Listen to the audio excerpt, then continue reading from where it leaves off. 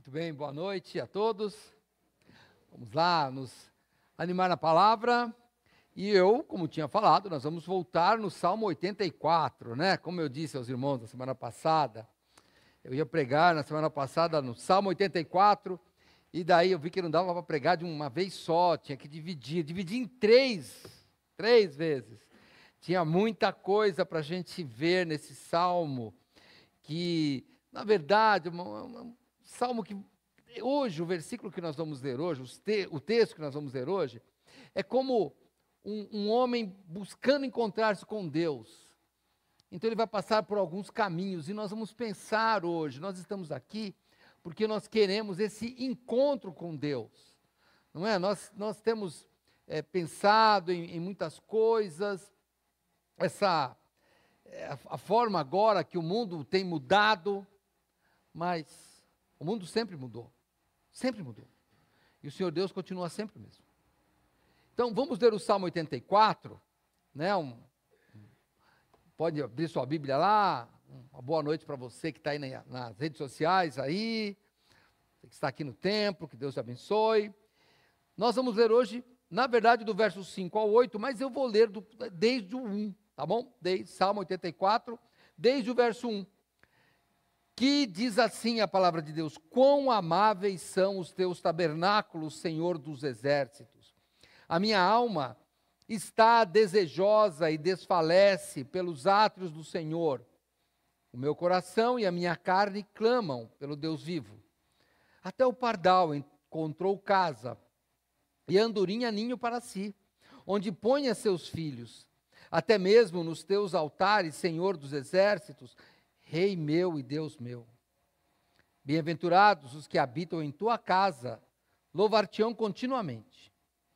Bem-aventurado o homem cuja força está em ti, em cujo coração estão os caminhos aplanados, que passando pelo vale de Baca, faz dele uma fonte, a chuva enche os tanques. Vão indo de força em força, cada um deles em Sião aparece perante Deus.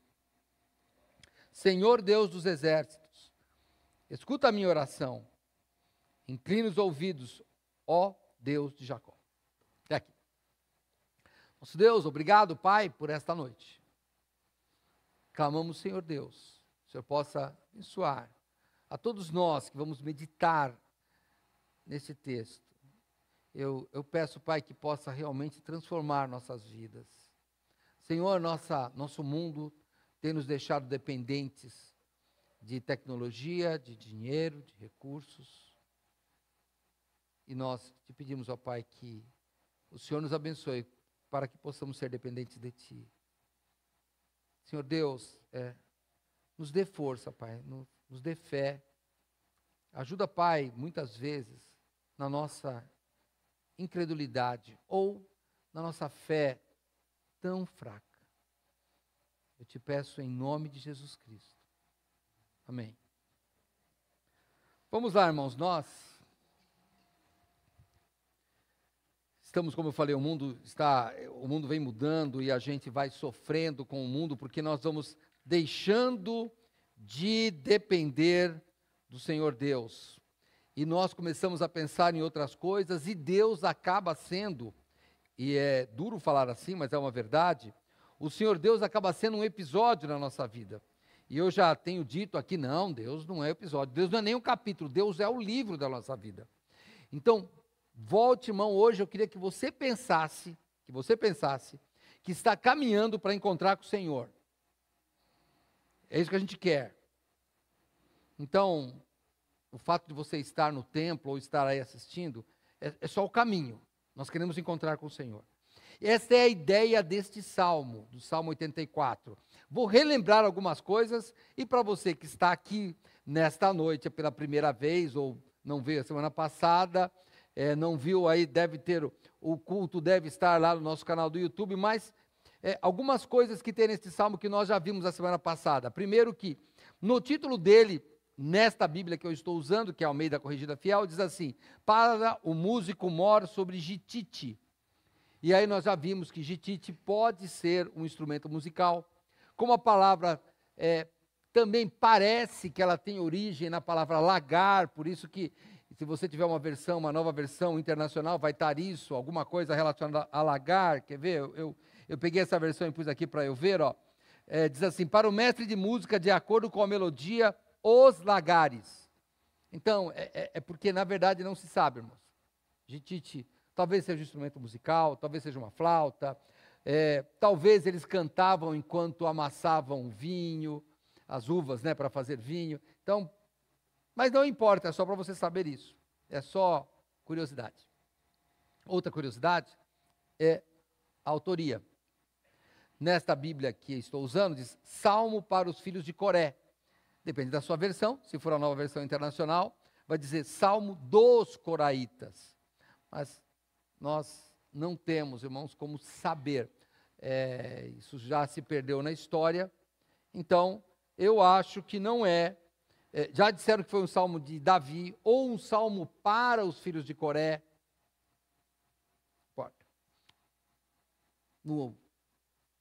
Na outra semana, o que mais importa é que o salmista, nos 4 primeiros versículos, ele está falando do templo de Deus como um abrigo, e do próprio Deus ser um abrigo. Vamos lembrar que, mesmo no tempo antes do templo de Salomão, tinha o tabernáculo. E depois, quando Salomão fez o templo, né, tinha o templo, claro, já, e também na época de Davi, Jerusalém era a cidade. Então, é ali que para o judeu desta época, Jerusalém era o lugar onde Deus habitava. Então, ele tinha que ir lá, como tem que ir anualmente lá nas festas, ele tem que ir lá em Jerusalém. Essa é a ideia desse texto. E eu, antes de ir para o verso 5, vou ainda, como eu usei uma analogia na semana passada, de que nós queremos estudar o peixe contando as escamas dele. Aí aparecem essas palavras aqui, olha. Por exemplo, bem-aventurados, verso 4, tá? Bem-aventurado o homem cuja força está em ti. Bem-aventurados os que habitam em tua casa, louvar-te-ão continuamente. E aí vem Selá. Na minha palavra vem Selá, na minha Bíblia vem Selá. Dependendo da sua Bíblia vai estar escrito pausa. E por quê? É outra palavra que você não sabe exatamente o que significa. Não dá para saber o que é Selá. Porém, olha, essa palavra aparece só no Salmo. 70 vezes, 71 aproximadamente. Mas tem um outro livro que essa palavra aparece, que é Abacuque. Abacuque aparece essa palavra Selá também. Você vai ter um Selá que é um nome lá, mas não é... Aí é nome, lá em Gênesis e tal, mas como esse jeito aqui, porque Abacuque, se os irmãos pegarem lá no capítulo 3, nós não vamos ler, tá? Só para você saber, Abacuque é um cântico. A oração de Abacuque é um cântico. E esta palavra Selá, o que os estudiosos acham? É só curiosidade para você saber. Para você não ficar, porque já me perguntaram, pastor, quer dizer esse Selá que aparece? Selá. Não é sei lá, é Selá. Tá? Selá. Então, olha, já alguns acharam no passado que isso podia ser um sinal litúrgico para um movimento corporal, como levantar as mãos ou se prostrar. Podia ser. Alguns já disseram que podia ser um termo para você repetir o verso. Tem aqueles que acham que poderia ser uma espécie de aleluia. Mas, irmãos, olha, parece mesmo que aqui é uma pausa. Olha, se você tem a gente usa o cantor cristão aqui, né?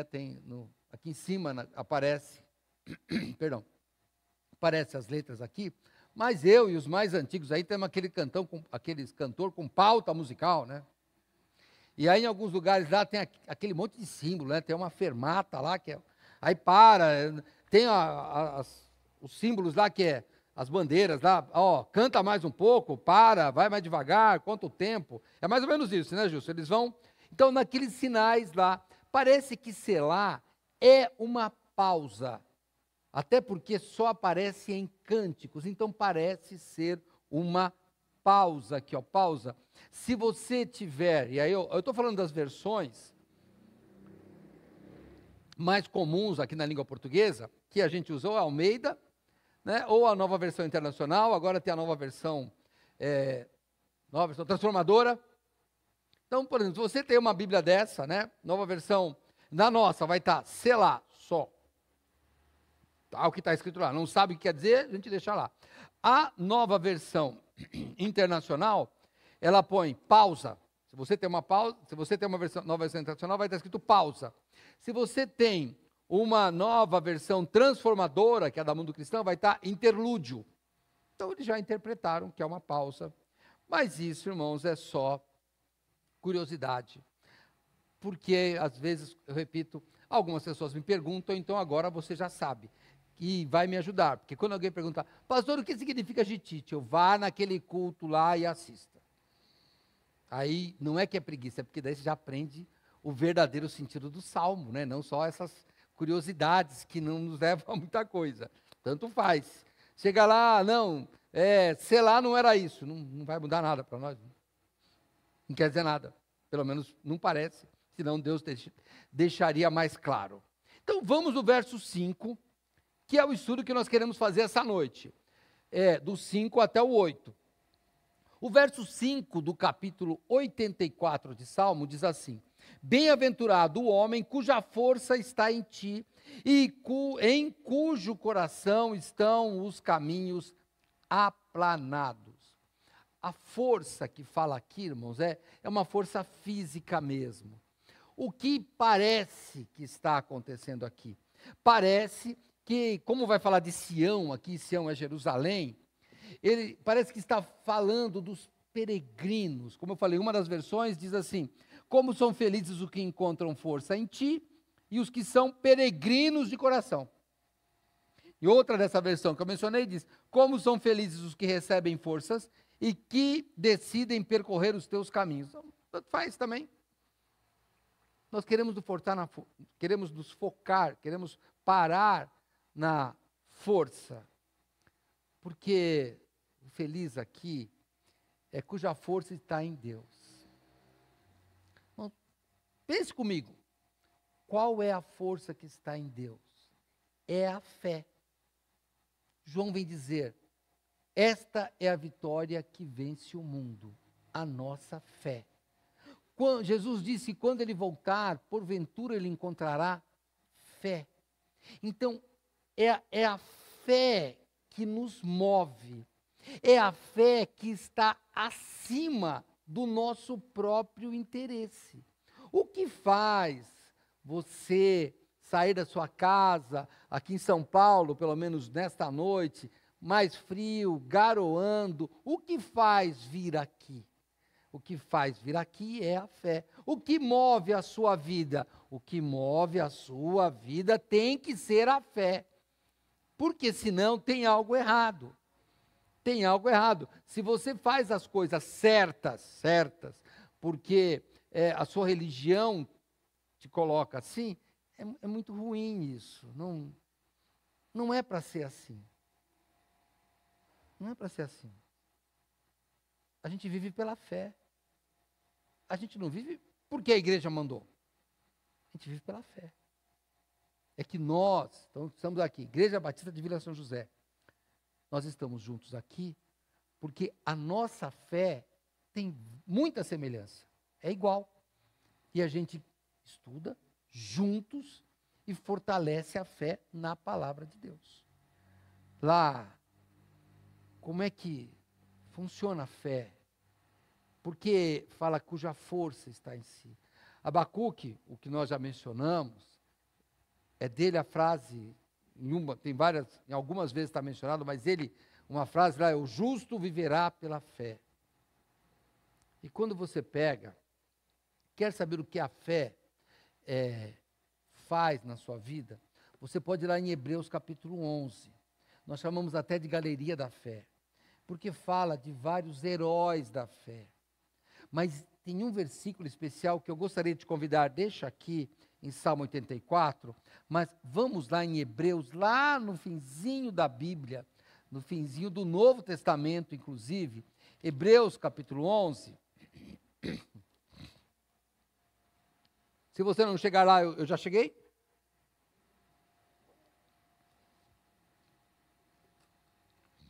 Quando ele fala de vários heróis da fé, várias personagens bíblicas que enfrentaram tantos problemas, e ele fala ali de várias coisas, morreram, torturados, cerrados ao meio, etc. No verso 33 ele diz, os quais pela fé venceram reinos, praticaram a justiça, alcançaram promessas, fecharam as bocas dos leões, apagaram a força do fogo, escaparam do fio da espada, e a frase que mais me interessa aqui, da fraqueza tiraram forças, na batalha se esforçaram, puseram em fuga os exércitos dos estranhos. É essa fé que nos faz da fraqueza tirar força. Os problemas, eles vão existir, como nós vamos ver aqui. O caminho é difícil. E nós temos que da fraqueza tirar força. Sabe por que hoje?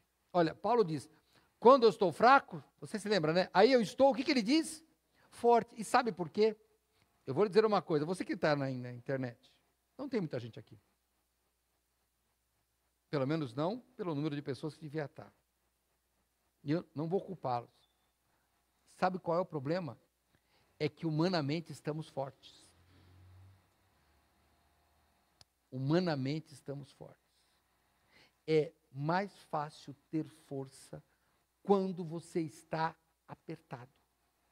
Quando você está sofrendo. É ali que você tira a sua força. Nós não queremos sofrer. Mas quando você sofre, aí te dá aquele desespero. Por quê? É assim que a nossa vida funciona. Olha, estamos ainda saindo, né, da pandemia, né? Vamos fechar a igreja. Que saudade de ir para a igreja. Passou a saudade. Passou. Porque agora pode. É assim. E aí vocês aí, né, da internet, né? A internet virou um grande para-choque de caminhão, né?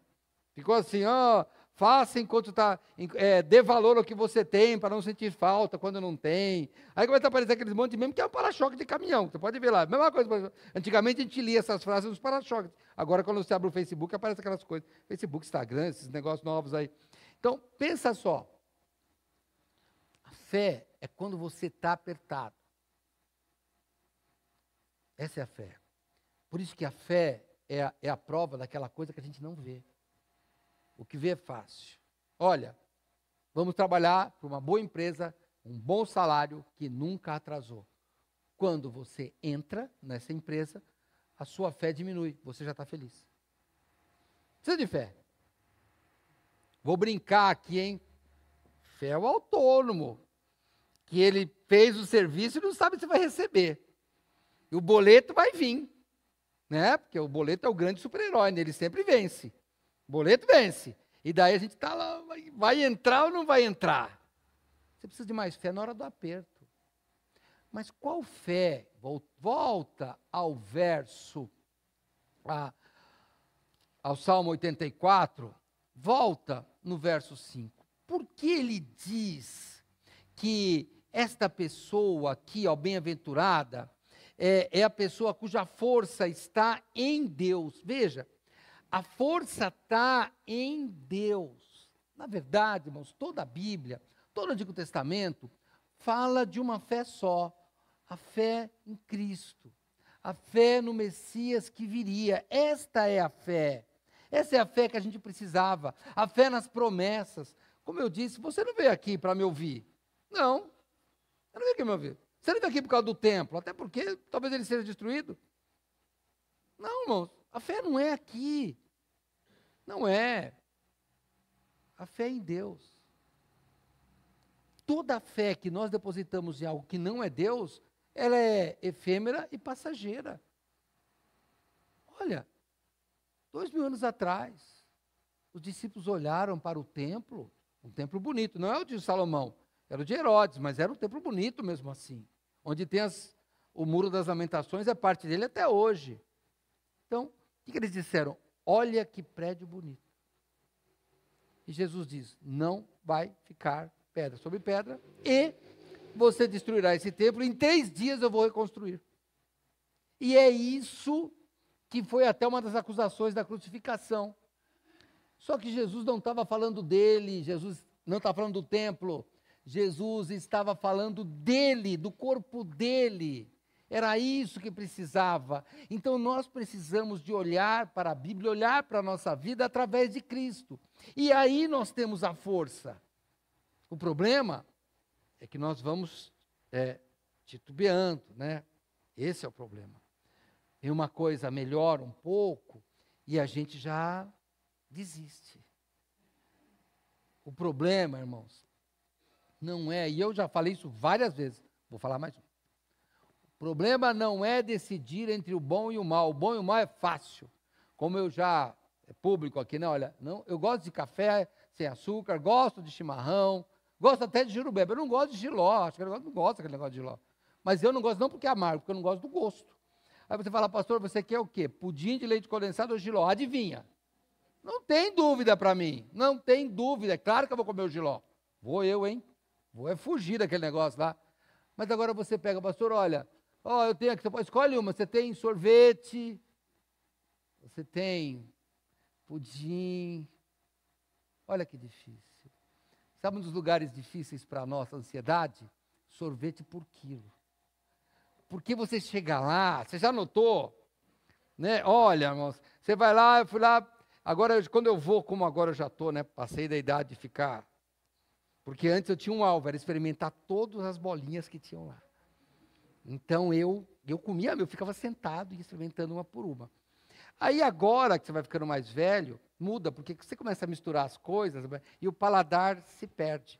Mas o grande problema é que nós vivemos de um grande sorvete por quilo.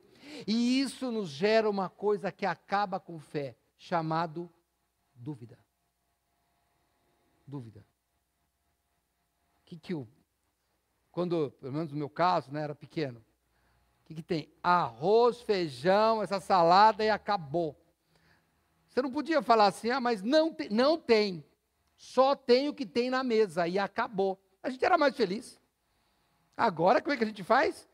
Peraí, olha, eu fiz frango para você que gosta de frango, mas aquele não come frango, então vai comer isso. E aí tem aquele monte de comida e sobra um monte. Nós fazemos isso. E olha o que a Bíblia, eu não estou falando que é errado, hein?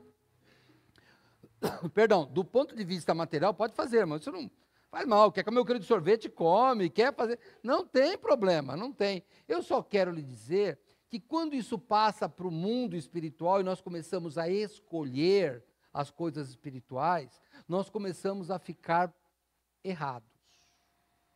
Olha o que Tiago diz. Eu volto, hein? Quer comer jiló com sorvete, come, fica à vontade, não tem problema, mas na coisa espiritual não. Vamos lá para Tiago? Vai lá comigo, lá de novo, lá perto de Hebreus, né? Aliás, né, você estava em Hebreus agora, é o próximo livro. Olha, Tiago capítulo 1, no verso 5, diz assim, se algum de vós tem falta de sabedoria, peça a Deus, que a todos dá liberalmente, e o não lance em rosto, e ser-lhe-á dada. Peça, porém, com fé, olha a fé aqui, peça, porém, com fé, em nada duvidando, porque o que duvida é semelhante à onda do mar, que é levada pelo vento, e lançada de uma para outra parte. Não pense tal homem que receberá do Senhor alguma coisa. O homem de ânimo dobre é inconstante em todos os seus caminhos. E aí, irmãos, quando nós temos as opções, e elas vão se acabando, a nossa fé pode aumentar ou diminuir. Quando você tem problema, você começa a procurar soluções. E a primeira não vem, a segunda não vem. E você pode pegar o exemplo de Jó, pegar o próprio exemplo de Abacuque. Ainda que a figueira não floresça, ainda que não tenha fruto, eu vou louvar o Senhor. Ou Jó, não, eu vou receber do Senhor só bem e não receberei o mal, pode ser. Mas nós naturalmente não temos vocação para sermos Abacuque e não temos vocação para sermos Jó. Nós somos ansiosos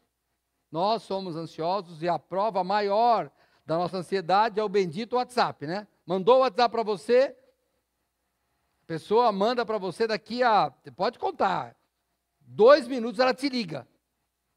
Você não respondeu?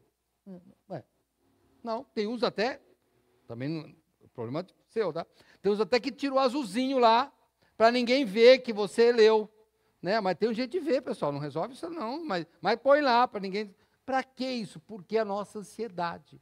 Então nós temos que pensar que quando as coisas vão apertando, e o Senhor Deus vai apertando, e aqui no Salmo está desse jeito, o homem está no caminho, mas os problemas começam a aparecer. Houve um homem que a Bíblia nos relata, daqui a pouco nós vamos ler, lá em Marcos. Ele tinha um problema, ele tinha um filho que era um endemoniado. Esse rapaz, ele tinha um problema sério e maltratava muito, e aquele pai sofria. E aquele pai, certa vez, foi até os discípulos de Jesus, e os discípulos de Jesus não conseguiam expulsar o tal do demônio. Jesus chega e pergunta: o que está acontecendo? Então, o homem conta para Jesus o que fez e vamos lá para Marcos capítulo 9.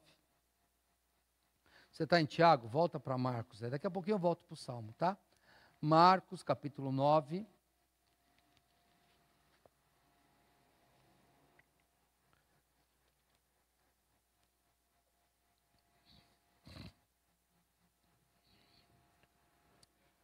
Jesus pergunta ao pai, aquele rapaz, verso 21, 9, 21. E perguntou ao pai dele: quanto tempo há que lhe sucede isso? E ele disse: desde a infância. E muitas vezes o tem lançado no fogo, na água, para o destruir. E aí ele fala uma frase que poderia ser a nossa.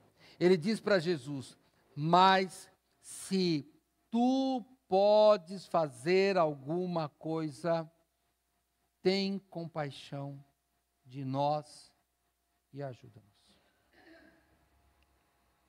O que Jesus responde para ele é famoso, mas se você não sabe, eu vou ler. Quando ele pergunta, quando ele põe essa partícula, né? Se tu podes fazer alguma coisa, Jesus diz para ele, e Jesus disse-lhe, verso 23, se tu podes crer, tudo é possível ao que crê. Jesus fala da fé. Fé. Bem-aventurados aqueles cuja força está em Deus. Bem-aventurados aqueles que têm a força, a fé no Senhor Jesus Cristo. Mas sabe o que aquele homem diz? A frase daquele homem parece ruim, mas eu acho que muitas vezes é a minha frase, sabia? Talvez seja a sua. Porque aquele homem diz assim no verso 24, e logo o pai do menino, aquele homem, clamando com lágrimas, disse: eu creio, Senhor, ajude a minha incredulidade.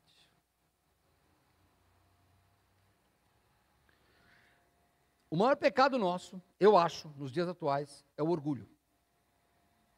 Nós não admitimos que somos falhos. Nós não admitimos. E nós olhamos para nossas obras. Não, eu vou na igreja, eu pago minhas contas, eu sou honesto. A gente faz uma série de coisas, sabendo que se isso não vem de fé, o que não vem da fé é pecado. O que não vem de fé é pecado. E esse é o problema. Irmãos, de vez em quando, você olha para a sua vida e vê se você não entrou no modo automático, está faltando fé, e aí você tem que clamar a Deus chorando como esse homem: ajuda a minha incredulidade. Porque enquanto as coisas estão boas, eu vou sorrindo. E a hora que as coisas estão más, o que eu faço? Eu fujo dos problemas. E aí vem os divórcios, e aí vem as fugas dos problemas, porque falta fé. Não tem fé.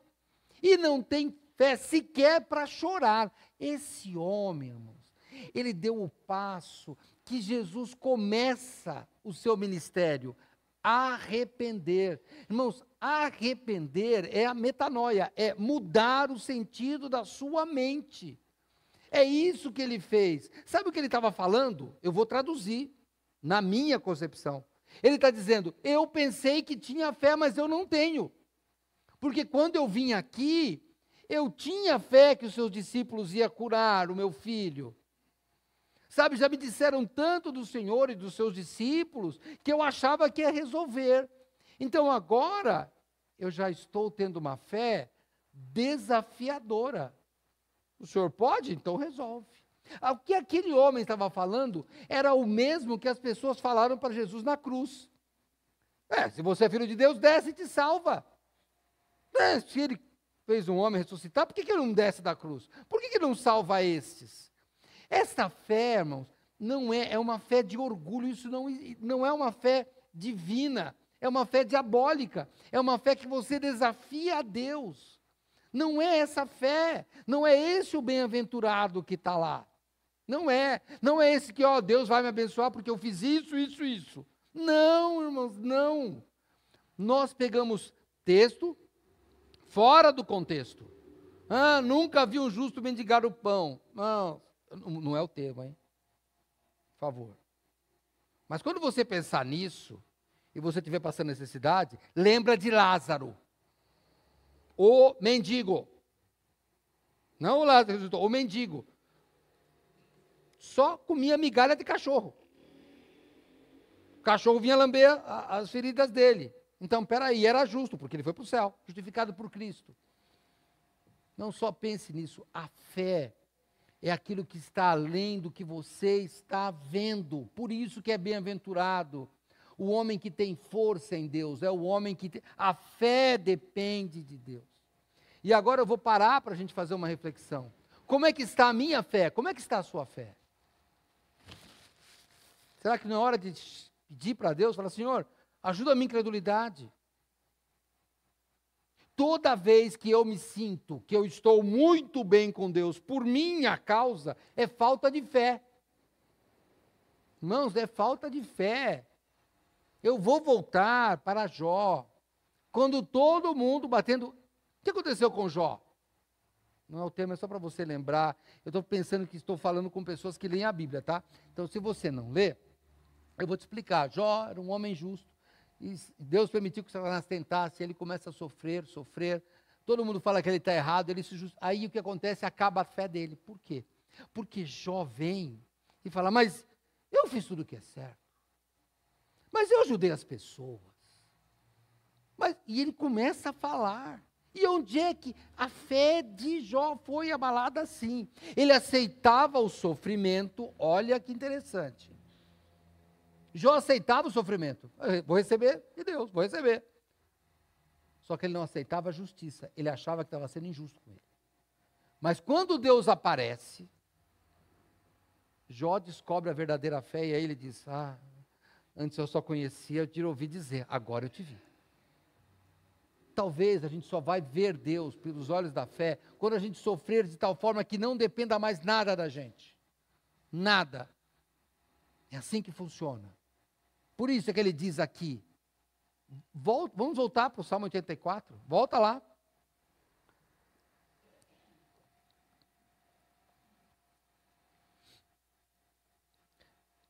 Cuja força está em ti e cujo coração estão os caminhos aplanados. Eu vou chegar mais para frente, eu vou falar de caminho, então eu vou deixar isso daqui para comentar mais para frente. Eu já quero ir para o verso 6. Tá bom? Mas eu vou voltar nessa segunda parte aqui, que eu vou falar do caminho.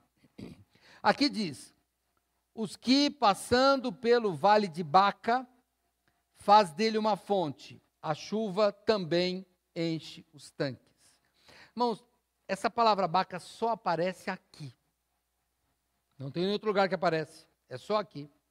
E ela pode ser traduzida por lamentar, chorar, pode ser por aridez, por isso que, deixa eu ver, eu peguei uma outra tradução para eu acompanhar aqui, ó. Não, aqui fala Vale de Baca também.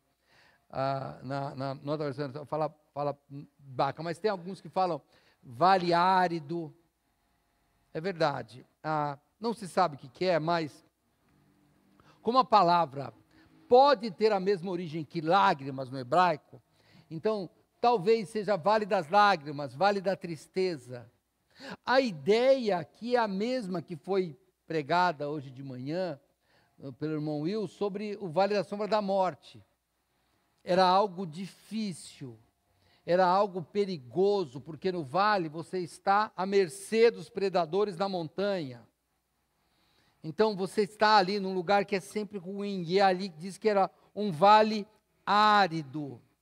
E qual a ideia que o salmista quer nos passar? De um homem, de um judeu, e aqui vamos aplicar para nós, que está buscando o Senhor. Não vamos esquecer, o salmo, ele continua o da semana passada, hein? É o mesmo salmo. É um homem indo buscar o Senhor. É um homem que procura abrigo às asas do Senhor. É um homem que diz, Senhor, a tua casa abriga até mesmo o pardal, até a andorinha com todo o seu ninho, faz ninho aí. Eu quero esse Deus, a minha alma deseja esse Deus, é este homem. E daí, irmãos, eu fico imaginando o que Jeremias fala. Jeremias já está no cativeiro e as pessoas estão lá presas. E o que é que Jeremias fala de caminho? Vamos lá comigo, Jeremias. Você está em Salmos? Vamos lá em Jeremias. Jeremias capítulo 50. Jeremias capítulo 50.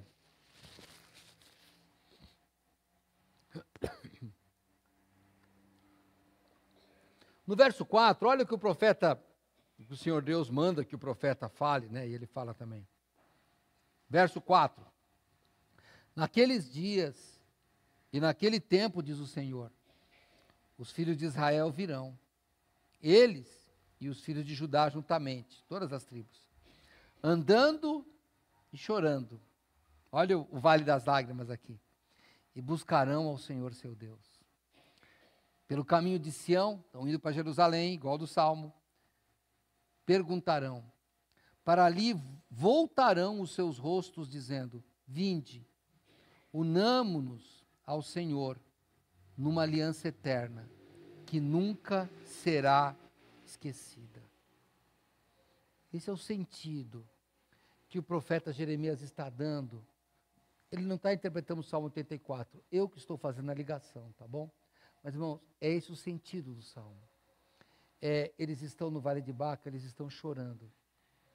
Chorando porque sabem que estão chorando porque abandonaram o Senhor. Abandone o Senhor? Não estou mandando, estou só dizendo. Aquele que abandona o Senhor sofrerá a ausência dele. É uma coisa lógica. Abandonou o Senhor, vai sofrer a ausência dele. Não tem jeito. Imagine o seguinte, estamos com frio, não estamos? Põe a mão perto de algo quente, do aquecedor, ou do seu fogão, do forno, você vai estar confortável. Vai saindo de perto dele, você vai esfriar. É natural isso. Imagine, se você está com fé perto do Senhor, e vai saindo de perto dele, vai esfriar. O que Jeremias fala, irmãos, eu achei assim muito perto do que o salmista está falando. Estão chorando porque erraram. Estão buscando o Senhor porque se separaram. Irmãos, a coisa natural do ser humano é se afastar do Senhor. Olha os 40 anos de Israel lá no deserto. Se afastaram do Senhor. Olha o povo de Israel, nós já estudamos aqui, lembra lá no Reino do Norte, Elias, lá o profeta Elias, quando ele vai enfrentar os profetas lá, irmãos, a gente pensa que é contra os profetas, mas pensa bem, o problema ali não eram os profetas de Baal, você que é um leitor da Bíblia, o problema ali era o povo, porque qual é a maior frase ali? Não é com o profeta, ele fala para o povo, até quando cocheareis entre dois pensamentos? Até quando vocês estarão mancando? Ou Deus é Deus, ou ele não é Deus. É a mesma coisa que Tiago diz lá do homem de coração dobre. É a mesma coisa. Ou você adora o Senhor ou não adora. E o que acontece com aquele povo? Não. Quando Elias mata os profetas, só o Senhor é Deus, só o Senhor é Deus. E gritam, gritam. E o que acontece depois? Volta para as mesmas coisas.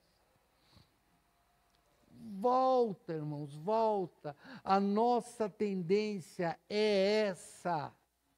A nossa tendência é essa. Então eu sugiro para os irmãos, conheçam-se a si mesmos, criem hábitos na sua vida de adorar o Senhor, porque a nossa vida é de repetição.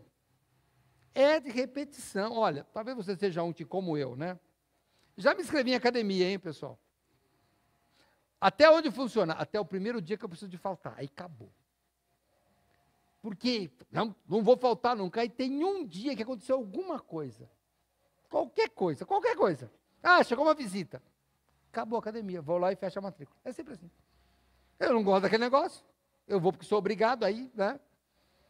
Não é aquele negócio de... Sei lá, já viu aquele pessoal que tem medo de dentista? Chega lá, chega atrasado, e o dentista fala, estava te esperando, você senta lá, chega alguém, você fala, não, passa na minha frente, porque você vira super gentil, porque tem medo. É assim que a gente faz. Então, o que você tem que fazer? Tem que forçar a sua vida, força. Força, mesmo chorando. Porque no Salmo 84, volta para lá. Passando por esse vale de Baca, por esse vale de tristeza, a Bíblia diz que faz dele uma fonte. E como é que você faz? De um vale de tristeza, como é que você faz fonte? De um vale árido, como é que você faz uma nascente? Irmãos, é o mesmo de Hebreus. Da fraqueza tirou força, porque precisa da fé. É aqui que ele está falando. A fé que vai nos dirigir, meus irmãos. A fé, nós somos um povo não idólatras, não.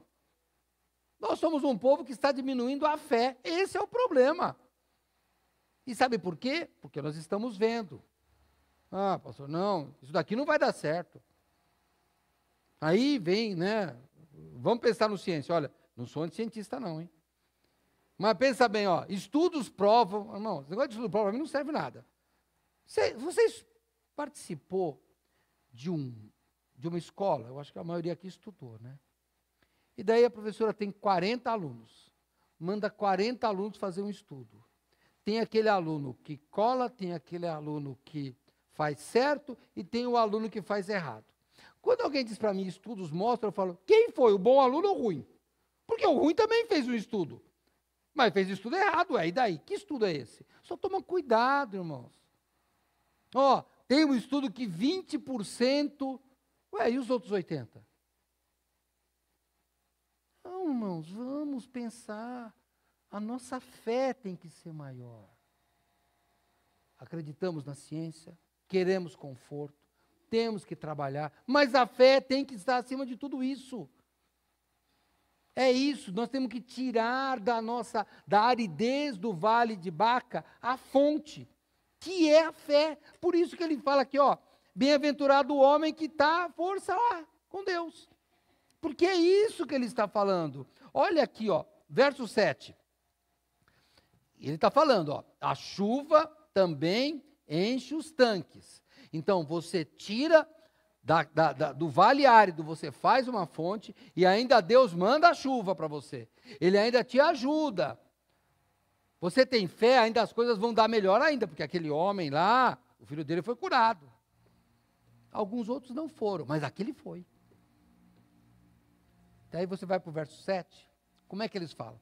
Vão indo de força em força, cada um deles em Sião aparece perante Deus. Bom, nós vamos de fé em fé. E daí sim nós vamos aparecer diante de Deus. É assim que funciona. Como é que nós devemos chegar a Deus? Vamos voltar para Tiago? Volta lá para Tiago. Quando ele fala lá Coração dobre no capítulo 1, né? Mas a carta continua, é uma carta só, né? Vamos lá para Tiago. Ó. Depois de Hebreus lá, você encontra Tiago. E agora eu vou mais um pouco para frente, no penúltimo capítulo, Tiago 4. Tiago capítulo 4, no verso 8, ele vai falar, chegai-vos a Deus, é o alvo é o objetivo do salmista lá do 84, hein? Chegai-vos a Deus e ele se chegará a vós. E daí ele dá a receita. Quer buscar Deus? Como é que ele fala? Limpai as mãos, pecadores. Primeira coisa, vamos tirar o pecado. Tem algo na nossa vida que está impedindo a nossa comunhão com Deus? Lembra que Isaías diz que as nossas iniquidades, os nossos pecados fazem uma barreira entre nós e o nosso Deus. Então, se for pecado, nós temos que tirar, irmãos. Nós temos que tirar o pecado. E sabe como é que você faz para tirar o pecado? Você tem que renunciar àquilo. Porque, irmãos, o pecado é gostoso. O pecado é gostoso. Você está falando, pastor? Irmãos, assim que funciona a vida. O que mais a gente gosta de comer? Gordura e açúcar. Ah, o sorvete é gordura, ar e açúcar, não tem mais nada. A gente quer gordura e açúcar, é só isso. Não importa, não é só a gordura de... Qualquer gordura, a gente gosta disso. Agora que tem um negócio aí para você comer mais legumes, a gente gosta de... Põe gordura e açúcar que a gente gosta. Põe doce que a gente gosta. Põe gordura que a gente gosta. É assim que funciona. Pecado é gostoso. Mas daí o corpo diz, só que você vai morrer, hein? Diabetes vai chegar, pressão alta vai chegar, gordura no fígado, mas é porque a gente gosta daquilo. Então o pecado é gostoso, então tem que renunciar àquilo. Depois que você vai buscar Deus, renuncia àquilo. Continua lá em Tiago. Vós de duplo ânimo, purificai os corações. O que é, irmãos? Tome uma decisão. Para de fazer da sua fé um sorvete por quilo aí. Não, irmão, eu acredito nesse Deus. Por melhor que possa parecer os novos sabores, eu acredito em Deus. Ele está dizendo, não tenha duplo ânimo, tenha certeza. Sabe aquela história de que, foi provado, agora sim, hein? Foi provado que não sei o que a Bíblia tinha razão. Irmão, tanto faz se provaram ou não provaram. Tanto faz. Não. Você sabe que, ainda hoje, hein, nós somos desta geração, nós estamos vendo aí o pessoal que viveu o Holocausto. Pois há países que negam que existiu o Holocausto dos judeus. Agora, nega. Davi, para os antissemitas, os antijudeus, Davi era um mito. Nunca tinha existido. Até que encontraram uma tabuinha lá, dizendo a dinastia de Davi, e daí todo mundo, tá vendo, a Bíblia tem razão. Irmão, se não achasse tabuinha, ela também tinha. É isso que nós temos que pensar. Irmãos, as coisas de Deus darão certo. Porque Deus está sempre certo. Não precisamos de buscar mais coisas. Quando você lê a sua Bíblia, a Bíblia está certa. Não, pastor, mas eu não sei. O fato de eu não saber explicar as coisas, não quer dizer que ela esteja errada, quer dizer que eu não entendi ainda, só isso. Então pense nisso. A sua fé está firme? É isso que ele fala, tira duplo dúvida. E depois o que ele fala? Senti as vossas misérias, lamentai e chorai, converta-se o vosso riso em pranto, o vosso gozo em tristeza. E aí vem a solução. Humilhai-vos perante o Senhor, e Ele vos exaltará. Aí ele vai falar depois de atitudes, mas é isso que nós temos que fazer. Tirar esse nosso orgulho e saber que nós dependemos do Senhor. Volta lá para o Salmo, lembra? Bem-aventurado aquele cuja força está no Senhor e não nele, que a justiça é a do Senhor e não dele. É isso, volta para o Salmo 84 lá, por favor, volta lá.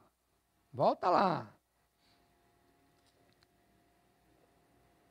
Vão indo de força em força. E agora sim eu vou falar do caminho. Sabe os caminhos aplanados, que estava lá na segunda parte do verso 4? ele fala que eles vão indo. Então, eu vou parafrasear, não é tradução, é paráfrase, tá? Eu vou, ao invés de vão indo, eu vou falar, vão caminhando. Fé sobre fé. E cada um deles chega na casa do Senhor, diante da face de Deus.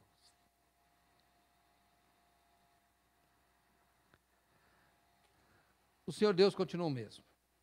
E eu tenho que voltar. Eu sei que eu estou indo em alguns livros, mas olha, hoje fui para Hebreus, para Tiago, para Jeremias, Abacuque que eu nem li. Então vamos ler Jeremias de novo. Se você foi comigo, volta para lá.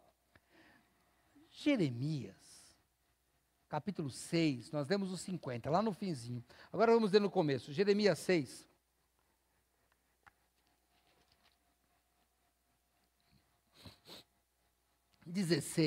Falando de caminhos, o profeta diz assim: assim diz o Senhor, ponde-vos nos caminhos e vede, perguntai pelas veredas antigas, qual é o bom caminho, e andai por ele, e acharei descanso para as vossas almas. Mas eles dizem, não andaremos nele. Qual é o nosso caminho antigo? Eu estou fazendo uma aplicação. Irmãos, é a Bíblia. A Bíblia é o nosso caminho. É lá que estão as coisas. E tenha certeza, olha, como é que nós imaginávamos a perseguição? Alguém vai chegar e vai dizer, você quer em Cristo, então agora você vai estar proibido. Perseguição não é assim não. Perseguição eu começo a tirar a autoridade da Bíblia e dar uma interpretação que não é a interpretação de Deus. Houve um filósofo, que ele que chegou com essa história de que, o texto, quando eu publico um livro, o texto é do leitor. Ele decide. Isso pode valer para romance. Não serve para a Bíblia, não serve para a lei. E aqui vai uma crítica, mas vamos ser punidos se for o caso. Hoje nós temos um Poder Judiciário no nosso país, que ele faz leis. E por quê? Porque, irmãos, é assim. Bom, a lei está escrito isso, então eu interpreto assim. Não, irmãos.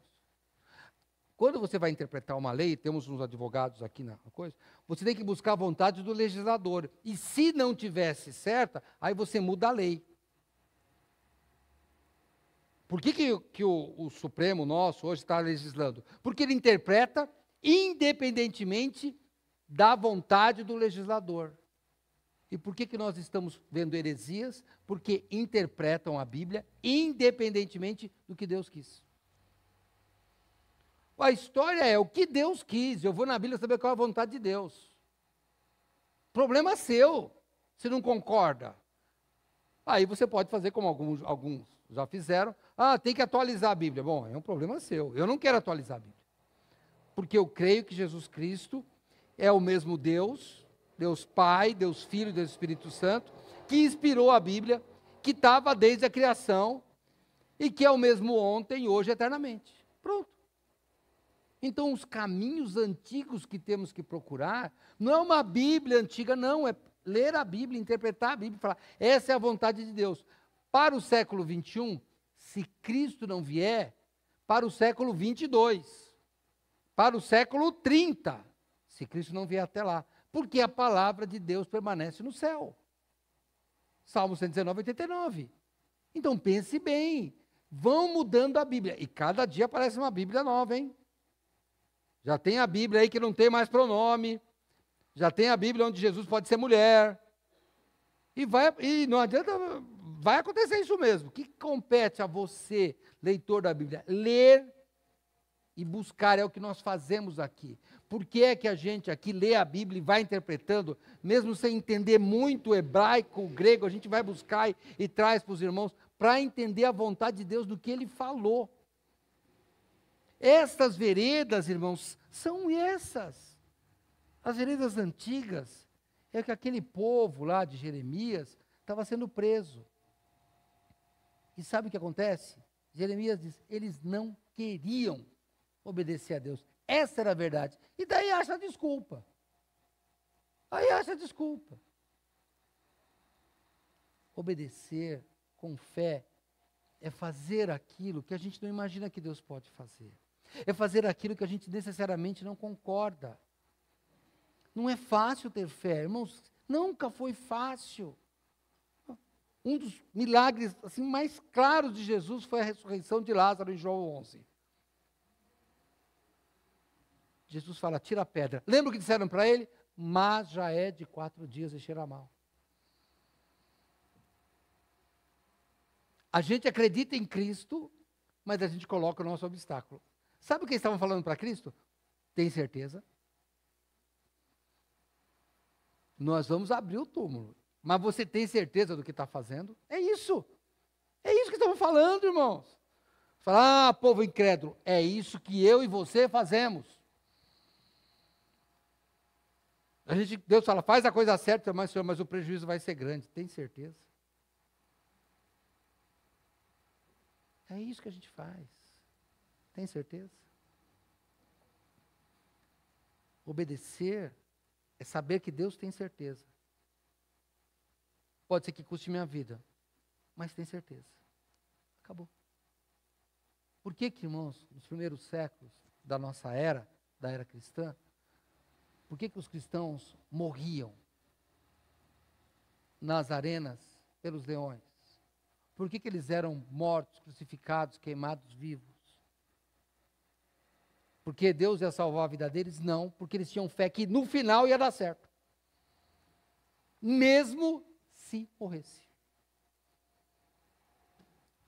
Recentemente preguei sobre Jó, lembra? A gente lendo Jó, tranquilo, aqui, já sabe o final. Jó não está sabendo que está a guerra espiritual lá em cima. Para ele está caminhando para a morte. E o que ele fala? Eu sei que o meu Redentor vive.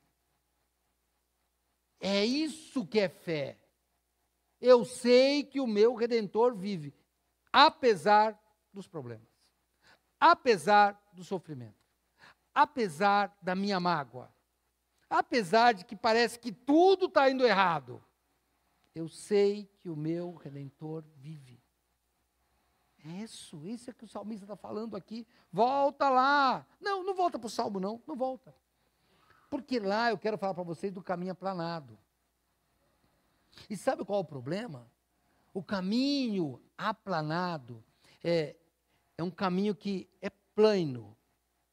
É um caminho reto, onde você não tropeça. E não é fácil quando você enxergar um caminho aplanado para saber se ele é certo. Por quê? Lembra que o diabo também pode ter luz. Ele brilha como um anjo de luz. Lembra que Tiago fala isso? Você crê no que Deus? Também crê. E o diabo, quando quer, pode ser um anjo de luz, pode parecer. Ele também se disfarça em caminhos aplanados. E tem uma coisa. O diabo tem um poder de persuasão muito grande. Ele conseguiu convencer Eva. E foi simples. Quer ser como Deus? Está resolvido o seu problema.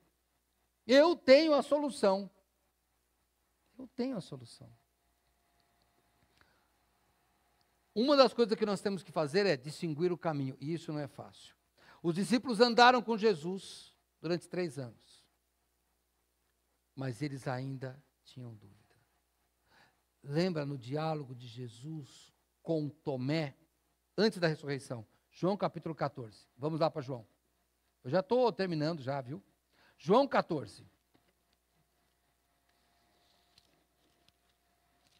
João capítulo 14. Verso 4. Mesmo vós sabeis para onde eu vou e conheceis o caminho. Disse-lhe Tomé: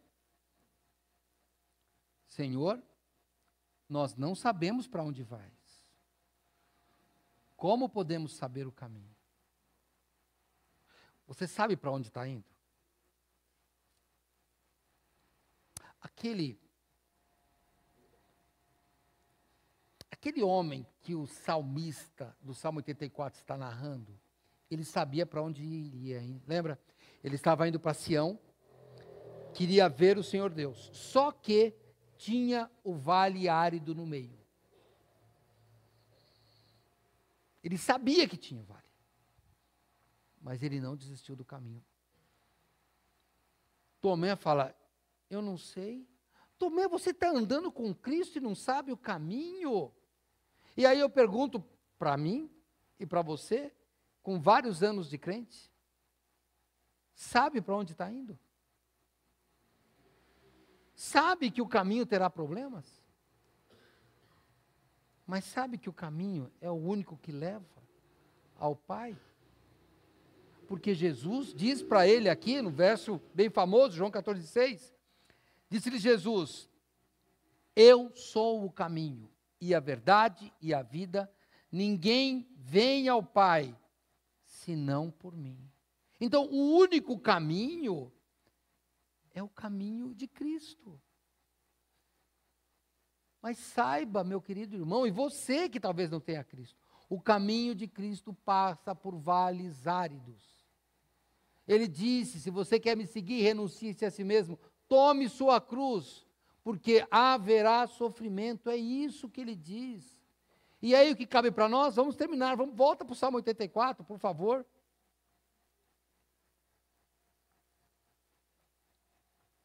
Quando o salmista olha o caminho, sabe para onde está indo, só resta uma coisa a fazer. Verso 8. Senhor dos exércitos. Hoje nós não falamos do Senhor dos exércitos, hein? Mas da semana passada nós falamos bastante. E aqui ele volta. Senhor dos exércitos, escuta a minha oração. Inclina os ouvidos, ó Deus de Jacó.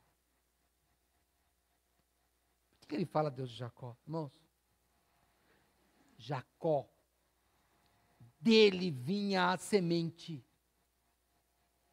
Já pensou nisso? Jacó tinha a semente. Quando ele luta com o anjo lá, você vai ver em Betel, aí você que lê a Bíblia, né? Ele luta. Qual o problema se Jacó morresse? Tinha que ter um descendente. Era dele e ele tinha que ir para a terra. Era isso. Deus de Jacó é o Deus da promessa. Sempre que fala Deus de Abraão, de Isaac, de Jacó, está lembrando da promessa. Irmãos, Jesus Cristo prometeu que ele vai voltar, que ele preparou um lugar. Então não importa o que aconteça na nossa frente, nós temos que saber que tem a promessa e nós vamos para lá. É isso que o salmista está falando. Perdão. Então, em algum momento você vai ter que fazer isso. Eu peço agora que eu vou ler de novo os 3 versículos para a gente terminar. Verso 5. Bem-aventurado o homem cuja força está em ti. Feliz é você que está me ouvindo, que tem fé em Deus.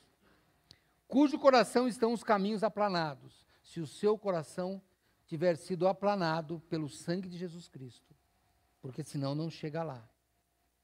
Que passando pelo vale de Baca, que passando pelo vale dos problemas, faz dos problemas uma fonte de fé, porque nos problemas, na nossa fraqueza é que vem a força. Quando estou fraco, aí sou forte. E a chuva enche os tanques, porque o Senhor, Ele não vai desprezar o seu coração e nem a sua fé. Vão indo de força em força, cada um deles em Sião aparece perante Deus. Senhor Deus dos exércitos, escuta a minha oração, inclina os ouvidos, ó Deus de Jacó. E quando eu li isso, que eu ainda continuo na próxima vez que eu pregar, nos outros versículos, hein? Mas eu quero terminar hoje pensando qual seria a minha oração. E eu vou copiar uma oração. Quando eu leio esse Salmo 84 até aqui, irmãos, sabe qual é a minha oração? Senhor, ajuda a minha incredulidade. Talvez seja essa a sua oração também. Hein? Se você não tem Cristo, você tem que ter a sua fé em Jesus Cristo. E se você não consegue ter, pede para Deus ajudar a sua incredulidade. E se você já tem Cristo no seu coração, mas está aí abalado, cheio de problemas, como Tomé, parece que às vezes não sabe o caminho, tantas coisas acontecendo, parece que é como Jó, eu faço tudo certo, mas as coisas dão erradas. Qual que tem que ser então a minha oração, pastor? Eu já sou crente. Ajuda a minha incredulidade. A oração é a mesma para nós dois. Para o descrente e para o crente. Porque o justo viverá pela fé. Tenha fé em Cristo. Entrega o teu caminho ao Senhor. Confia nele e ele tudo fará. Como está a sua fé, meu irmão em Cristo? Como está a sua fé, você que nunca aceitou Cristo? Como está a sua fé? Faça oração. Senhor, ajude a minha incredulidade. Vamos orar. Vou dar um tempo para você pensar e daqui a pouco nós vamos cantar. Mas eu queria que você pensasse. Como é que está a sua fé? Como é que está a minha? Como eu te disse, a minha, eu terminei de estudar os textos, eu falei, Senhor, ajuda a minha incredulidade. Está muito longe do que devia ser.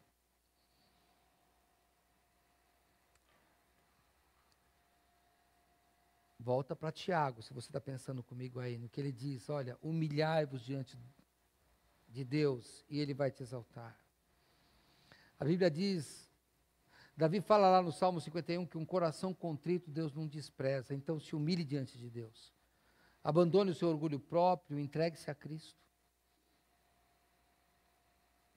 Senhor, nós estamos orando em nome de Jesus Cristo, que o Senhor aumente nossa fé. Ajuda na nossa incredulidade. Se alguém aqui não tem Cristo, que hoje possa abandonar a incredulidade. Se alguém já tem Cristo, mas nunca confessou, nunca teve coragem de falar isso em público, que hoje fale. Se alguém aqui já tem Cristo, mas está com a fé abalada, que tenha coragem de publicar isso para o mundo e pedir ajuda. Ajuda a nossa incredulidade, Pai. Te pedimos em nome daquele que aplanou os nossos caminhos.